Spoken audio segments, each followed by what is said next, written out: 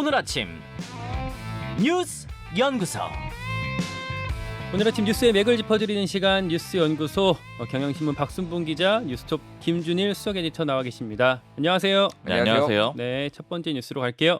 용산 어린이 정원 개방. 용산 어린이 정원 개방. 어제 용산에서 어린이날 행사가 있었어요. 네, 어린이 정원을 개방하는 행사가 있었고요. 예. 이제 오늘 어린이날이고 그리고 곧 윤석열 대통령 1주년이 다가오잖아요. 이제 이 시점에 맞춰서 개방 행사를 한 겁니다.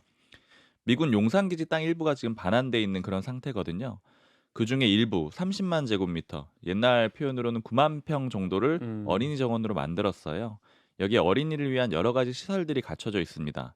뭐 대표적으로 어린이 도서관, 그리고 잔디마당, 또 야구장, 축구장, 행사용 이벤트 하우스 이런 것들이 있어요. 윤석열 대통령 부부가 어제 행사에 직접 참석을 했고요. 어린이 동반한 가족 200명하고 같이 첫 손님으로 입장을 했습니다. 요 200명은 보훈 가족, 뭐 다문화 가족, 그리고 유소년 스포츠단 이런 가족들이 같이 했습니다. 그리고 윤석열 대통령 축사를 했는데 어린이들이 마음껏 뛰어놀 넓은 잔디밭이 한국에 없다. 어린이를 위한 공간으로 조성을 했다. 이렇게 얘기를 했습니다. 이 사진을 보니까 이게 미군 기지가 있던 자리다 보니까 그 약간 이국적인 공간들 그 뭐 배경들이 그려져 있더라고요. 근데 한 가지 토양 오염 문제가 좀 있는 것 같아요. 네, 지금 민주당하고 환경단체가 반발을 하고 있거든요. 토양 오염 정화가 아직 이뤄지지 않았는데 좀 성급하게 개방을 했다. 이렇게 문제 제기를 하고 있습니다. 예. 민주당의 표현을 좀 전해드리면 대통령실 이전도 졸속이고 어린이 정원의 정화도 졸속 정화다 이렇게 비판을 했고요. 특히 김민석 정책위 의장이 어제 윤석열 대통령한테 이게 안전한지 묻고 싶다 이렇게 얘기를 하기도 했습니다. 그리고 자료 왜 공개 안 하느냐? 공개 안 하니까 안전하지 않은 걸로 보인다 이런 얘기도 했고요. 지금 야권에서 이렇게 문제를 제기하고 있는 거는 2021년에 환경조사가 한번 있었습니다. 이걸 예. 근거로 하고 있어요. 당시에 한국환경공단하고 미군이 합동으로 조사를 했는데 그때 지금의 어린이 정원에 해당하는 공간들이 있거든요. 여기가 이제 오염물질이 기준치 이상으로 검출이 됐습니다. 뭐 다이옥신, 비소 이런 것들이 기준치 이상으로 검출이 돼서 이제 문제가 있다라는 그런 얘기가 있었고요. 예. 근데 이제 반면에 대통령실하고 정부는 이게 다 해결이 됐다라는 그런 입장이에요. 그 땅 위에다가 15cm 이상 흙을 쌓았고요. 그 위에 또 잔디 심고 매트 자갈 덮어가지고 기존의 토양하고는 접촉이 안 된다라는 겁니다. 그리고 또 이 정부에서 작년부터 세 차례 이 공원 내 공기질을 측정을 했는데 다 안전했다라는 거죠. 근데 이제 요거는 공기질이고 민주당이 얘기하는 거는 이제 땅 정화거든요. 이제 그런 점에서는 좀 다릅니다. 그러니까 토지 오염 그 오염은 있는데 토양 오염은 있는데 그 위에 이걸 막았기 때문에 위에 공기는 안전하다라는 식으로 반론을 하고 있나 보군요. 접촉이 안 된다라는 거죠. 네, 괜찮은 걸까요? 그러니까 이거 히스토리를 좀 말씀을 드릴게요. 그러니까 해방 이후에 미군이 여기 용산에 주둔을 했잖아요. 그리고 굉장히 오랫동안 쓰면서 그 내부자들의 증언으로 여기 토양이 지금 기름 범벅이다, 오염됐다라는 게 계속 문제 제기가 돼가지고 시민단체에서 정보를 공개하라라고 했는데 이게 결정적으로 공개가 된 게 미국의 정보자유법이 있는데 그래서 미국 국방부의 녹색연합하고 민변이 정보공개 청구를 합니다. 근데 이게 왔어요. 그게 청구를 해서 받은 게 2016년이고 공개한 게 그래서 2017년인데 그때 한참 화제가 많이 됐었죠. 예, 1990년부터 2015년까지 그 전에 거는 확인이 안 됐고 이때만 기름 유출 사고가 84건이 있었다라는 거예요. 미국 국방부가 공식적으로 확인해 준 게. 이 중에서 이제 1000갤런, 3.7톤 이상의 기름 유출 사고만 7건이라는 거예요. 이게 탱크가 있는데 이게 노후화되고 배관이 있는데 그게 다 낡아가지고 기름이 다 줄줄 샜다라는 거예요. 그래서 기름이 지금 엄청 퍼져 있는데 아까 박순봉 기자가 얘기했듯이 이게 이제 석유잖아요. 네. 그러니까 이제 발암 물질들이 상당히 토양에 스며져 있다. 다이옥신, 벤젠 이런 것들이 그런 것들이. 그래서 이제 미군이 이제 요 평택으로 옮기면서 아직도 부분적으로 남아 있고 이제 부분적으로 옮겼지만은 야 그러면 이거 정화 비용 니네가 내 미군이 니네가 오염시켰으니까 그런데 뭐 미군은 약간 배째라식으로 지금 나오고 요 상황이 됐는데 용산으로 이제 대통령실에 옮겨지고 앞에가 이제 공원으로 개방이 된 거예요. 두 가지 문제가 있습니다. 작년에 그래서 임시적으로 개방을 했을 때 이게 이제 또 다시 이제 조사를 했어요. 그래서 정부에서는 문제가 없다라고 했지만 어쨌든 개방을 주 3회 하루 2시간만 이용할 수 있다라고 제안을 했어요. 우려가 있었다라는 거죠.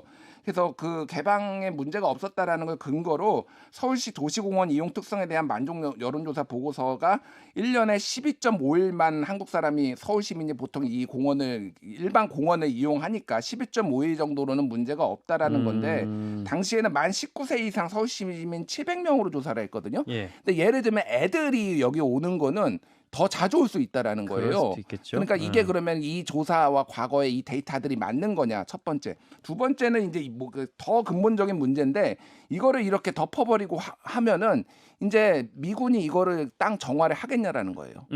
이거 이미 사용하게 되면 예, 그러니까 이 오염 상태는 계속 남아 있는 거예요. 이거 그러니까 우리나라 정부와 시민단체에서 주장을 한 거는 이 땅을 그래서 원래대로 해라. 그러면 땅을 이제 토양을 갈거나 뭐 여러 가지 한 3가지 방법이 있는데 그런 것들은 이제 할 수가 없어져 버리는 거죠. 그러면 이 땅은 영원히 오염된 채로 계속 남아 버리는데 윤석열 정부가 이렇게 하는 게 맞느냐? 이게 지금 시민단체들의 주장인 거예요. 정화할 네. 기회 자체를 놓쳐버릴 수 있다라는 지적까지 듣고 우리 두 번째로 넘어가겠습니다. 강래구 구속영장 재청구. 요거는 이제 민주당 돈봉투 의혹, 전당대회 돈봉투 의혹 그 소식인데 강래구 씨, 그러니까 핵심 피의자로 거론됐던 사람인데 지난번에 한번 영장이 기각됐었잖아요. 네, 지난달 19일에 검찰이 청구했는데 기각이 됐었고요. 근데 법원에서 이유는 증거인멸 시도도 없고 또 도망 염려도 없다 이런 이유를 들어서 기각을 했습니다. 예. 강 씨가 받고 있는 혐의는 크게 2가지인데 그 중에 한 가지가 바로 이 돈봉투 의혹이죠. 송영길 전 대표가 당선되던 전당대회에서 돈을 만들어 가지고 9,400만 원 뿌린 혐의 요걸 받고 있습니다. 근데 이제 돈 만든 혐의는 이번에 영장 청구에는 안 들어갔어요. 네. 이제 차후에 더 조사를 해서 넣을 걸로 보이고요. 검찰로서는 아무래도 지금 이번 수사에 요번 이 영장 판단이 중대 고비이자 기로가 될 수밖에 없거든요. 예. 왜냐하면 재청구를 했기 때문에 그렇고요. 이번에도 기각이 되면 아무래도 여론의 압박이 좀 심해질 수가 있겠죠. 검찰은 재청구를 하면서 증거인멸에 좀 초점을 맞췄거든요. 네. 더 조사를 해보니까 공범들 사이에 조직적인 증거인멸이 확인이 됐다. 그리고 또 하나 언급을 하는 게 송영길 전 대표의 신분도 증거인멸에 영향을 미칠 수 있다. 신분? 그 신분이라는 건 이제 예. 전직 당대표라는 신분, 그러니까 좀 예. 힘이 강하다라는 거고요. 또 연관해서 나오는 얘기가 송영길 전 대표가 만든 먹고 사는 문제 연구소 있잖아요. 예. 여기 압수수색을 해보니까 컴퓨터 하드디스크도 포맷되고 교체가 됐더라. 그리고 또 송영길 전 대표가 휴대폰 제출했는데 이거 초기화돼 있다. 이 얘기도 이미 나와 있었죠. 그리고 검찰은 지금 탈당한 윤관석, 이성만 의원 조사 일정도 조율을 하고 있습니다. 송 전 대표 측에서는 이게 뭐 방어권 차원에서 했던 거다 뭐 이런 식으로 좀 해명을 하고 있는 것 같아요. 예. 예.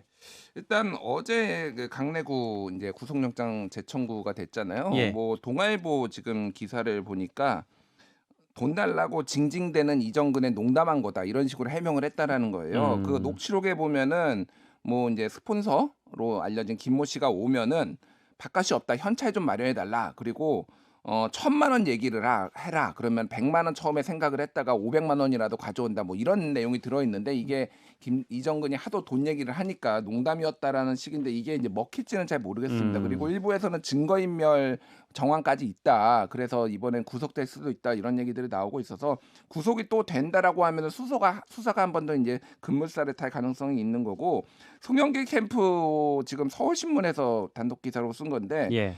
송영길 캠프의 당시 전당대회 캠프를 지금 압수수색했는데 서울시장 그러니까 2022년 작년 5월 서울시 선거에 나왔던 캠프도 같이 압수수색했다라는 거예요.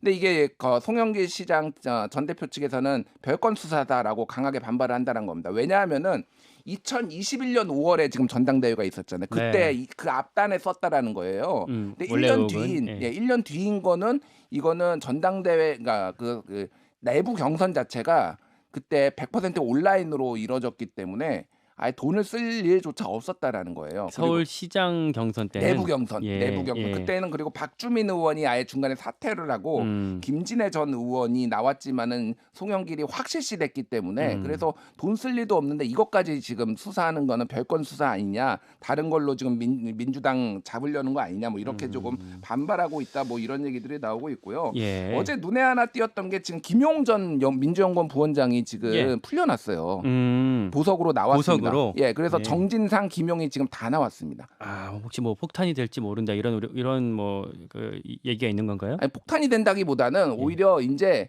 이 검찰 수사가 만만 어려워진다라는 거예요. 이게 그러니까 붙잡고 있어서도 뭐가 잘 안 나왔는데 풀려 나가지고 물론 이제 뭐 변호사 주거지 제한, 접촉 제한 뭐 이런 게 있기는 합니다만은 지금 수사가 지금 약간 겉돌고 있다. 그러니까 쉽게 얘기를 하면은 8억 4,700만 원을 김용이 받았다라는 건데 그거를 언제 받았는지, 누구한테 썼는지, 어떻게 썼는지를 검찰이 하나도 입증을 못 하고 있어서 어제 공판에서도 좀 격가지 같은 거가 주로 얘기가 나오고 있어요. 그 전에 2020년 10월에 광주에 가서 사람들 왜 만났냐 이런 걸로 지금 얘기를 하고 있거든요. 그러니까 거기에 돈 뿌렸냐라는 거를 지금 단계를 밟아 나가는 것 같은데 검찰 수사가 지금 굉장히 난항을 겪고 있다. 지금 이런 분위기가 있습니다. 국민의힘 얘기 잠깐 가볼게요. 태용호 최고위원 관련해서 논란이 이어지고 있는 것 같아요. 네, 그제 기자회견 했는데 오히려 역풍이 불고 있습니다. 예. 이게 당내 지도부들이 더 반발하는 그런 모습을 보이고 있는데 뭐 대표적으로 이철규 사무총장, 김병민 최고위원이 비판을 했고요. 취지는 이런 거죠. 만약에 태용호 최고위원의 주장이 맞다면 본인이 거짓말했거나 과장을 한 건데 왜 당당하게 사과를 하지 않고 나섰느냐 이런 취지고요. 예. 그리고 두 번째로 지금 태용호 최고위원이 원래 당초에 셀프로 스스로 윤리위에 자신을 회부하겠다 이런 얘기를 했었는데 그걸 안 지켰다라는 얘기도 좀 그 나왔거든요. 옛날에 JMS 뭐 그 페이스북에 올렸다가 비판받았을 때 나랑 그러니까 해당 보좌진을 셀프로 윤리위에다 올리겠다라고 공개적으로 밝혔었잖아요. 맞아요. 그랬는데 윤리위는 회부된 게 없고 자체 판단으로 게시를 했다라는 거고요. 지금 태영호 최고위원 측은 공개적으로 요청을 했던 거고 그리고 윤리위가 더 선제적으로 회부를 했기 때문에 뭐 그럴 기회가 없었다 이런 입장이고요. 그리고 또 하나 이제 안철수 의원 같은 경우에는 이번 문제랑 관련해서 이진복 정무수석을 향해 가지고 아무 일도 안 하면 아무 일도 일어나지 않을 거다 이런 얘기를 했는데 네.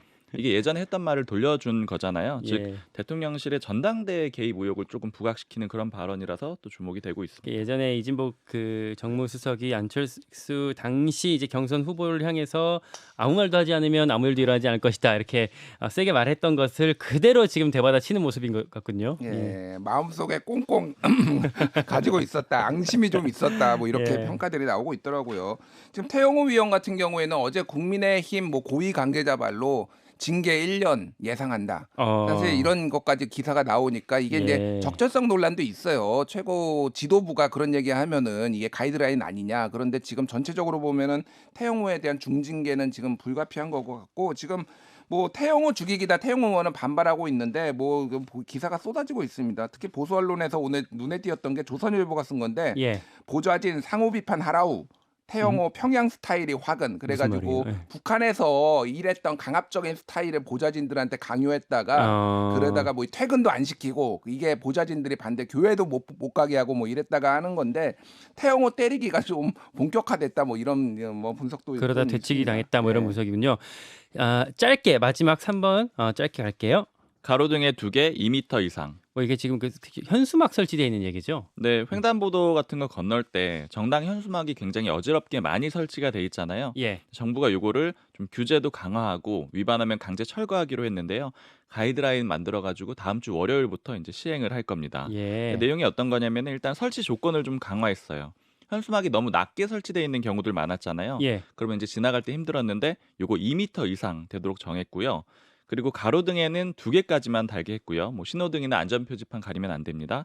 그리고 또 어린이나 노인보호구역에는 아예 못 달게 했고요. 근데 이게 그 가이드라인인 거죠? 그렇죠. 가이드라인이라서 사실 지자체가 철거나 이런 것들은 직접 관리를 하는데 좀 소극적으로 할 수도 있다 이런 얘기가 있어요. 왜냐하면 지자체장들이 이 정당 소속이잖아요. 예. 그러다 보니까 아마 좀 이해관계가 걸릴 수도 있습니다. 어떻게 구체화될지까지 봐야겠네요. 김준일 에디터 어디 짧게 주목하셨습니까? 예, 이게 너무 많이 걸리는 거예요. 지난해 12월에 5개 광고물법이 시행이 되면서 15일간 걸 수 있게 하니까 민원만 지금 3개월간 14,000건이 들어왔다고 합니다. 시민들이. 예. 너무 많다. 공해다. 그리고 킥보드 타다가 목에 걸려가지고 너무 낮게 설치해가지고 사고가 난 사고가 경우까지 막 있어요. 잇따라가지고 지금 불가피하게 정확하게 당에서 맞는 것만 할 수 있게 한 건데 이게 선거 때는 또 무제한이 되거든요. 그래서 그때도 좀 규제해야 된다 얘기도 있습니다. 내용도 너무 좀 이렇게 선정적이고 좀 보기 힘든 부분까지 있는 것 같습니다. 그래서 더 이제 지적이 되고 있는 것 같고요. 네, 여기까지 줄이죠. 뉴스연구소 박순봉 기자, 김준일 에디터였습니다. 고맙습니다. 감사합니다. 김현정의 뉴스쇼는 시청자 여러분의 참여를 기다립니다. 구독과 좋아요, 댓글 잊지 않으셨죠? 알림 설정을 해두시면 평일 아침 7시 20분 실시간 라이브도 참여하실 수 있습니다.